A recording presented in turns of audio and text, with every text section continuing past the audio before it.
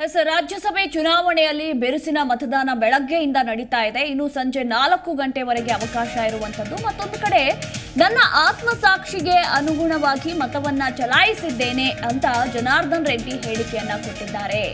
ಆತ್ಮಕ್ಕೆ ತಿಳಿದಿದೆ ಅಂತ ಹೇಳಿ ಹೊರಟರು ಜನಾರ್ದನ್ ರೆಡ್ಡಿ. ವಿಧಾನಸೌಧದಲ್ಲಿ ಮತ ಚಲಾವಣೆ ಬಳಿಕ ನನ್ನ ಆತ್ಮಸಾಕ್ಷಿಗೆ ಅನುಗುಣವಾಗಿ ನಾನು ಮತವನ್ನ ಚಲಾಯಿಸಿದ್ದೇನೆ, ಆತ್ಮಕ್ಕೆ ತಿಳಿದಿದೆ ಅಂತ ಹೇಳಿ ಹೊರಟಿದ್ದಾರೆ ಜನಾರ್ದನ್ ರೆಡ್ಡಿ.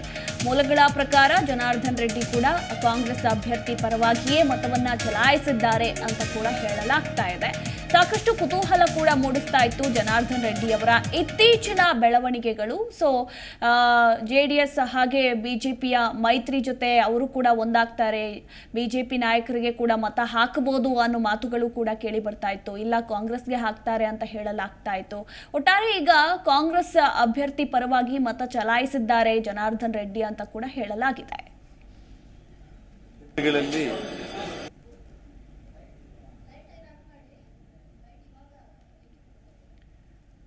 ವಿಧಾನಸೌಧದಲ್ಲಿ ಮತ ಚಲಾವಣೆ ಬಳಿಕ ನನ್ನ ಆತ್ಮಸಾಕ್ಷಿಗೆ ಅನುಗುಣವಾಗಿ ನಾನು ಮತವನ್ನ ಚಲಾಯಿಸಿದ್ದೇನೆ, ಆತ್ಮಕ್ಕೆ ತಿಳಿದಿದೆ ಅಂತ ಹೇಳಿದ್ರು ಜನಾರ್ದನ್ ರೆಡ್ಡಿ.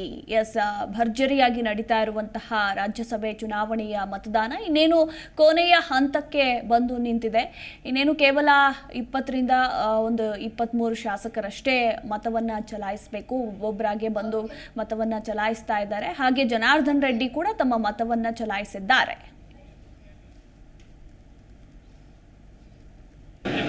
ಅನುಗುಣವಾಗಿ ನಾನು ಮತ ಚಲಾಯಿಸಿದ್ದೀನಿ ಅಂತ ನನ್ನ ಎಲ್ಲ ಮಾಧ್ಯಮ ಸ್ನೇಹಿತರಿಗೆ ಹೇಳೋದಕ್ಕೆ ನಾನು ಇಷ್ಟಪಡ್ತೀನಿ.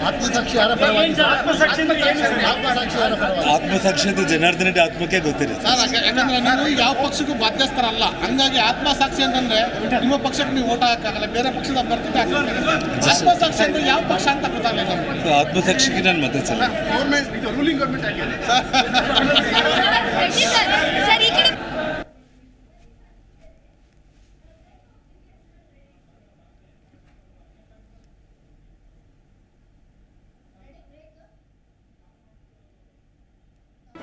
ಜಿ ಕನ್ನಡ ನ್ಯೂಸ್ ಈಗ ನಿಮ್ಮ ಮನೆಯಲ್ಲೇ ನೋಡಿ.